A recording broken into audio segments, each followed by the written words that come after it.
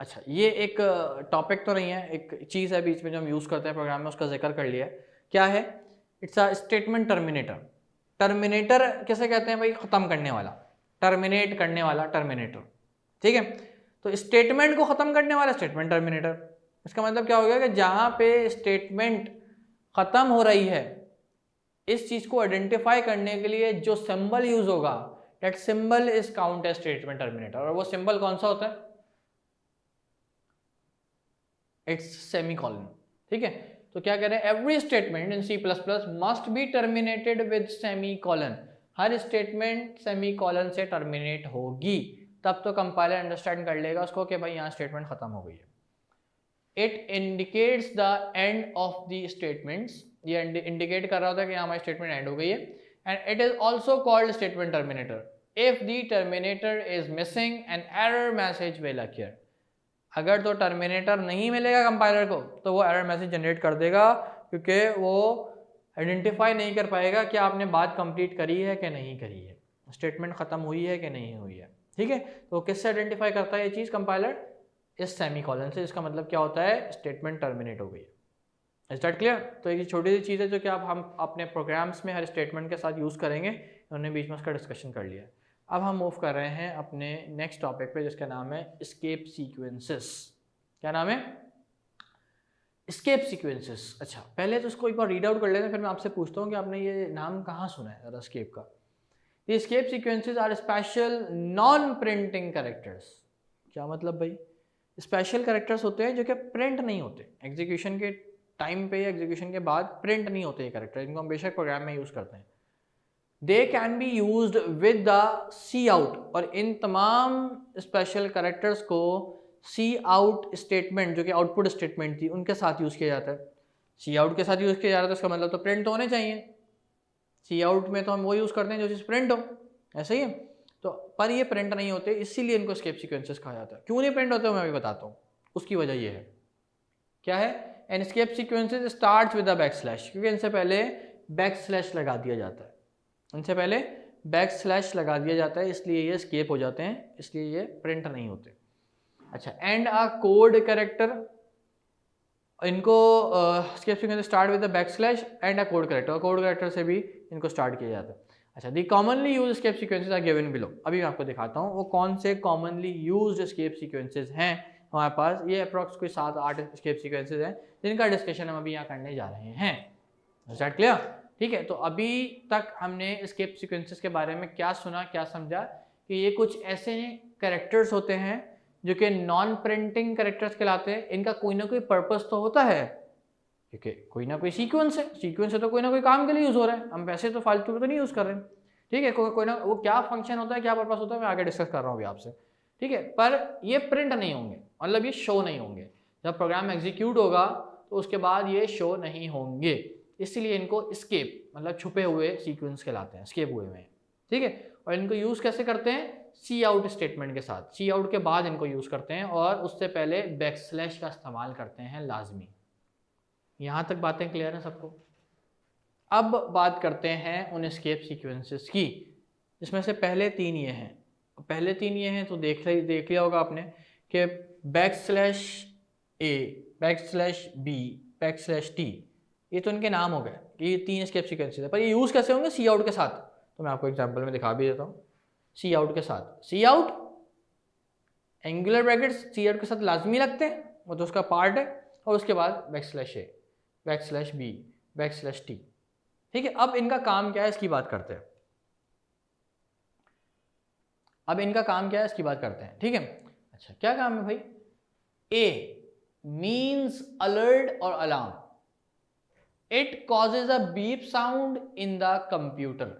अगर हमें कंप्यूटर में किसी स्पेसिफिक टास्क के लिए या टास्क के ऊपर कोई बीप साउंड जनरेट करवानी हो, फॉर एग्जांपल भाई अगर यूज़र का पासवर्ड गलत एंटर करे तो बीप साउंड बज जाए, तो ऐसी जगह पे हम इसको यूज़ करते हैं, which is count as backslash A, जो कि अलार्म भी कहलाता है या फिर कहलाता है कोई बीप साउंड बज जाएगी।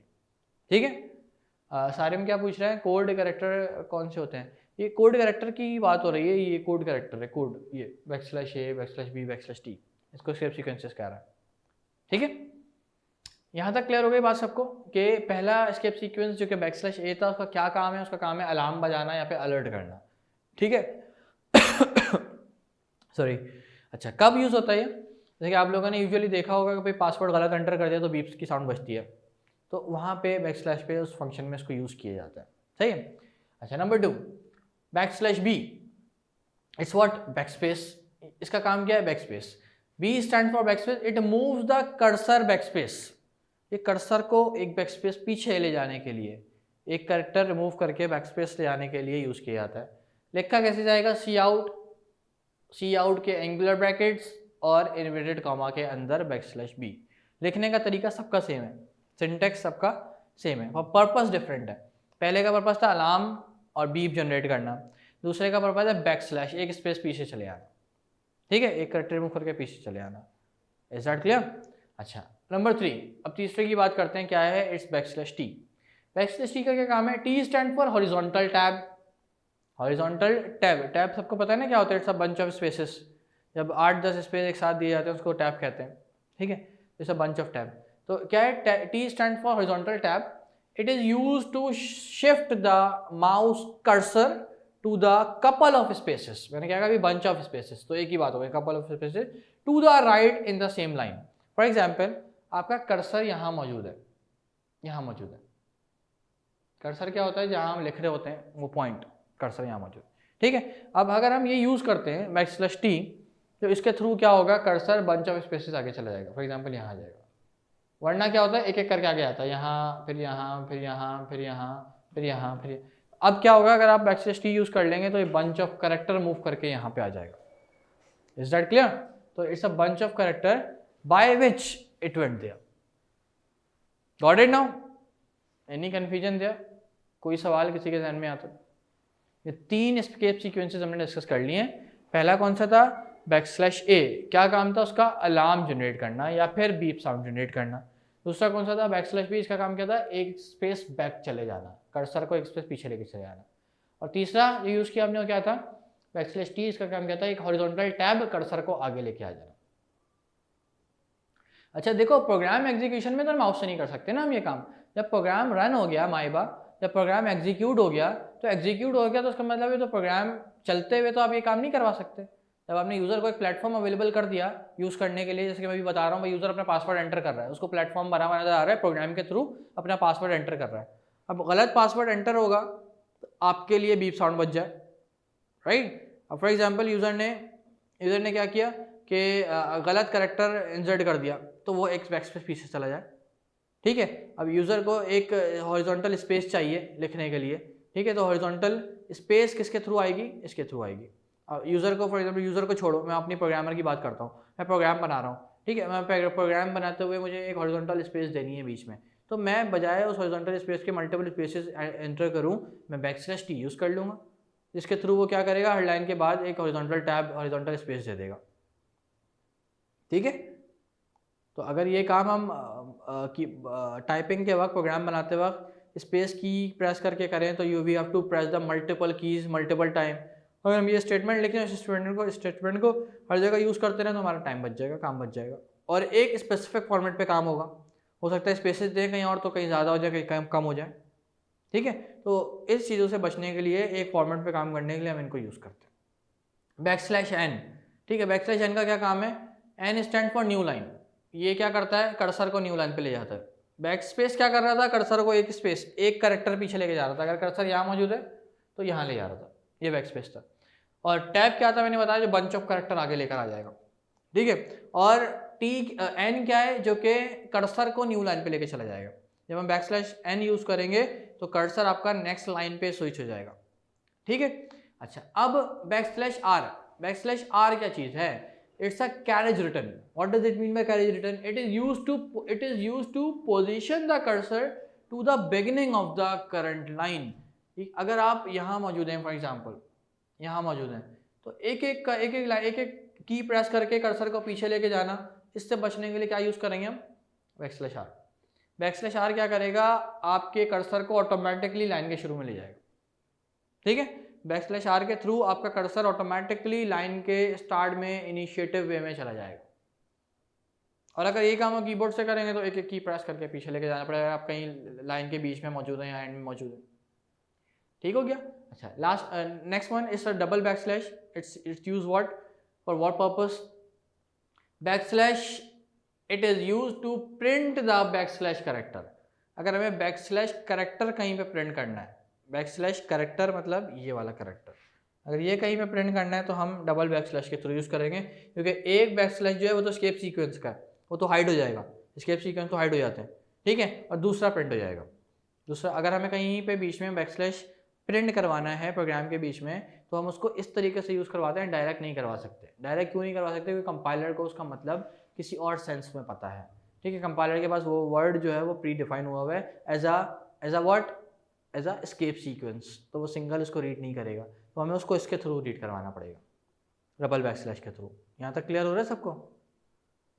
ठीक है। अगर हम उसको सिंगल यूज़ कर लेंगे तो उसको बैक स्पेस वो स्केप सीक्वेंस समझ लेगा कंपाइलर, क्योंकि वो प्री डिफाइंड वर्ड हो जाएगा। अब हमने अगर एक प्रिंट करवाना है तो हम क्या करेंगे? डबल बैक स्लैश यूज़ करेंगे। इसी तरीके से ये नेक्स्ट है। नेक्स्ट क्या कह रहे हैं?